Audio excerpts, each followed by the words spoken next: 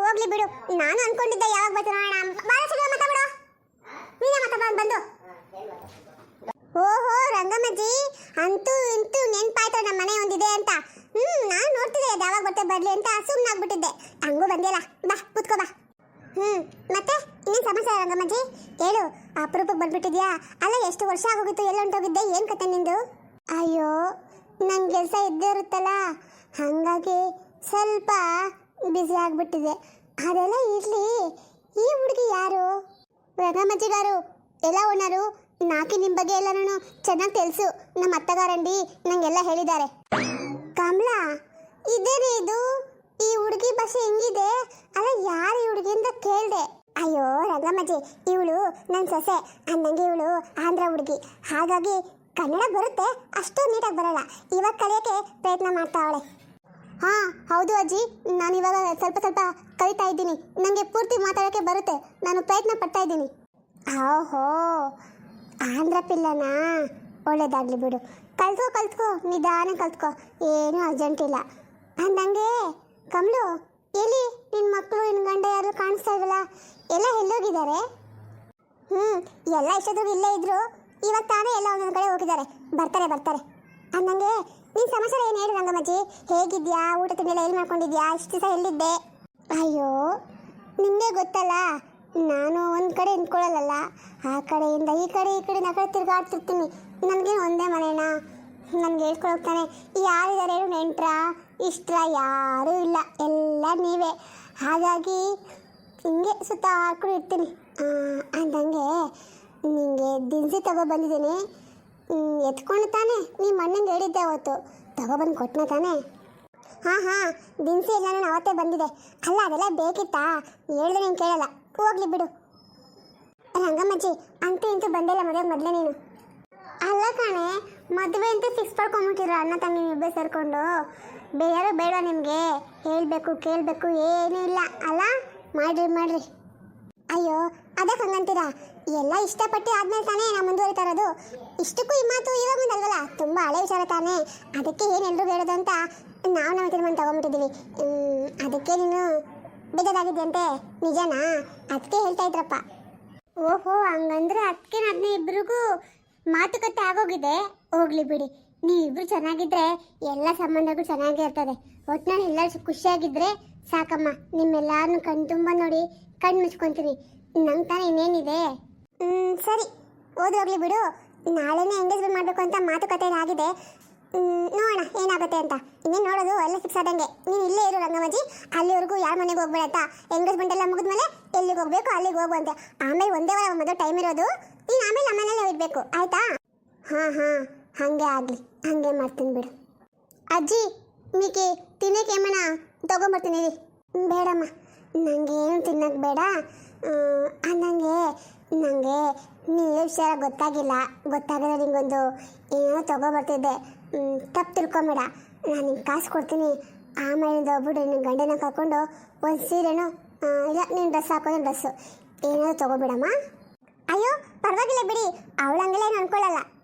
ಹಾಂ ಪರವಾಗಿಲ್ಲ, ನಾಕೇಮಿ ಬೇಜಾರು ಏನು ಲೇದು.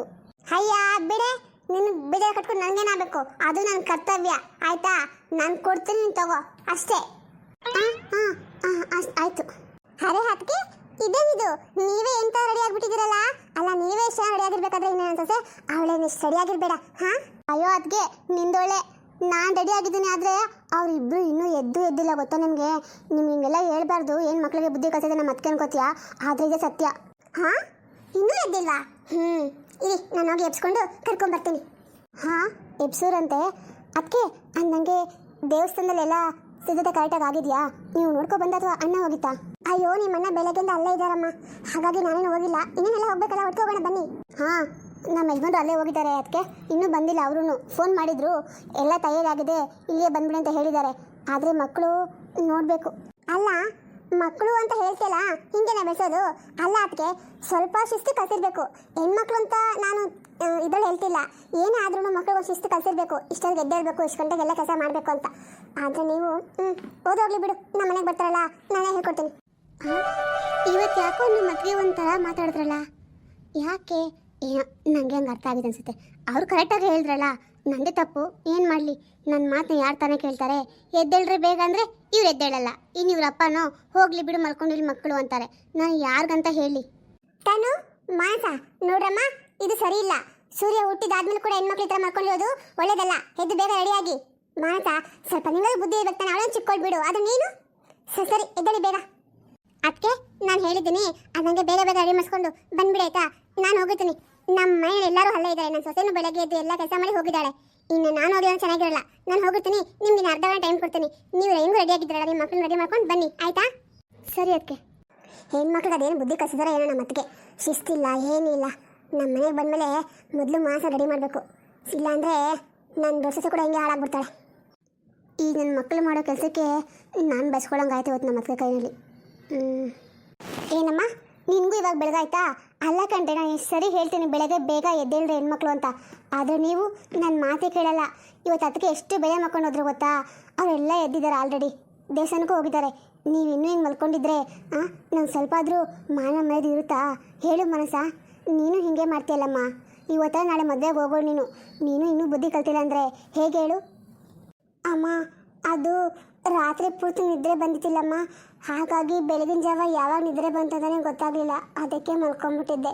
ಸಾರಿ ಅಮ್ಮ, ಇನ್ನೊಂದು ಸರಿ ಹಿಂಗೆ ಮಾಡೋದಿಲ್ಲ. ಅಮ್ಮ ಅದು ಇವತ್ತು ಎಂಗೇಜ್ಮೆಂಟು ಅಂತ ನೀವೆಲ್ಲ ಎಷ್ಟು ಖುಷಿಯಾಗಿದ್ದೀರಲ್ಲಮ್ಮ. ನಾನು ನಿಮ್ಗೊಂದು ವಿಷಯ ಹೇಳಬೇಕಾಗಿತ್ತು. ಏನಮ್ಮ ಹೇಳು? ಅದು ಸರಿ, ನಿನ್ನ ತಂಗಿಯಲ್ಲಿ ಅವಳು ಸ್ನಾನಕ್ಕೆ ಹೋಗಿದ್ದಾಳಮ್ಮ. ಅವಳು ಬಂದಮೇಲೆ ನಾನು ಹೋಗ್ತೀನಿ. ಸರಿ, ಹಾಗಿದ್ರೆ ಅವಳು ಬಂದಮೇಲೆ ಮೊದಲು ನೀನು ಹೋಗಿ ಸ್ನಾನ ಮಾಡ್ಕೊಬಾ. ಹಾಗೆ ಸ್ವಲ್ಪ ಬೇಗ ರೆಡಿ ಆಗಮ್ಮ. ಯಾಕೆಂದರೆ ತುಂಬ ಟೈಮ್ ಕಡಿಮೆ ಇದೆ. ಹಾಗಾಗಿ ನೀನು ಜೋರಾಗೆಲ್ಲ ಏನೋ ಮಾಡ್ತಾಯಿಲ್ಲ. ಸುಮ್ಮನೆ ದೇವ್ರ ಮುಂದೆ ತಟ್ಟೆ ಬದಲಿಸ್ಕೊಂಡು ನೀನು ಮತ್ತು ಮನುಜ ಇಬ್ಬರು ಕೈಗೆ ಉಂಗುರ ಬದಲಿಸ್ಕೊಂಡ್ರೆ ಅಷ್ಟೇ. ಅದನ್ನು ಬಿಟ್ಟರೆ ಬೇರೆ ಜೋರಾಗೆಲ್ಲ ಏನೂ ಮಾಡ್ತಾಯಿಲ್ಲ. ಯಾಕಂದರೆ ಮದುವೆಗೆ ತುಂಬ ದಿನ ಬಾಕಿ ಇಲ್ಲ ನೋಡು. ಹಾಗಾಗಿ ಸಿಂಪಲಾಗಿ ಮಾಡಬೇಕು ಅಂತ ತೀರ್ಮಾನ ಮಾಡಿದ್ದೀವಿ.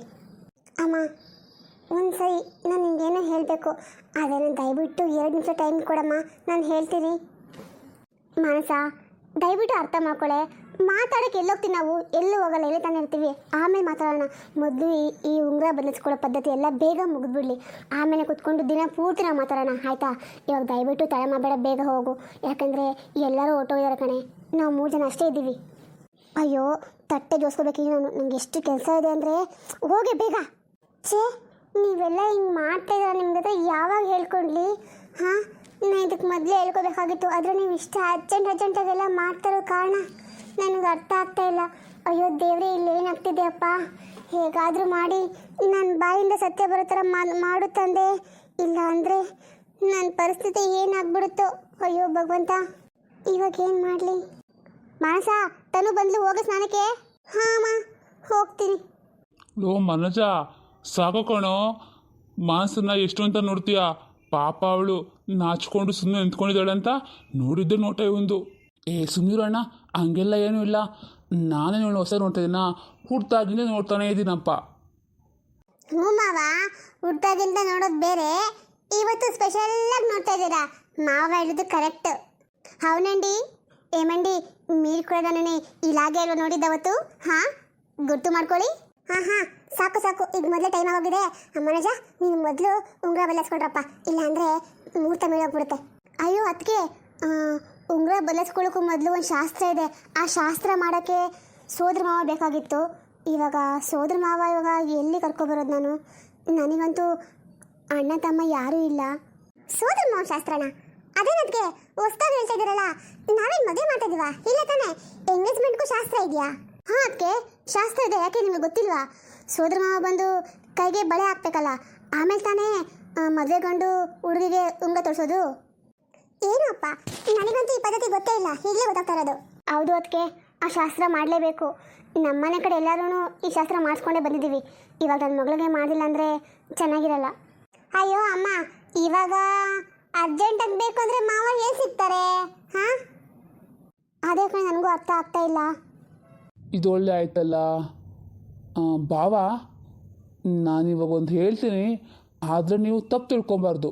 ನಿಮ್ಗೆ ಇಷ್ಟ ಇದೆ ಅಂತ ಅಂದರೆ ಮಾತ್ರ ಹೇಳ್ತೀನಿ. ನಿಮಗೆ ಸಾಧ್ಯ ಆಗುತ್ತೆ ಅಂತ ನನಗೆ ಗೊತ್ತಿದೆ. ಆದರೆ ಶಾಸ್ತ್ರ ಅಂತೆಲ್ಲ ಹೇಳ್ತಿರೋ ಕಾರಣಕ್ಕೆ ಹೇಳ್ತಿದ್ದೀನಿ. ಅಯ್ಯೋ ಬಾವ, ಅದೇನೇ ಇರಲಿ ಹೇಳಿ, ಶಾಸ್ತ್ರ ಅಂತೂ ಆಗಲೇಬೇಕಲ್ಲ. ಹಾಂ, ಇವಾಗ ಒಂದು ಕೆಲಸ ಮಾಡಿ, ನನ್ನ ಮಗ ಹೇಗಿದ್ರು ನಿಮಗೆ ಸೋದರ ಅಳಿಯತಾನೆ ಆಗ್ತಾನೆ, ಅವನು ಶಾಸ್ತ್ರ ಮಾಡ್ಬೋದು ಅಂತ ಅನ್ಕೋತೀನಿ. ಏನಮ್ಮ? ಹಾಂ ಅಣ್ಣ, ಮಾಡ್ಬೋದಾಗಿತ್ತು.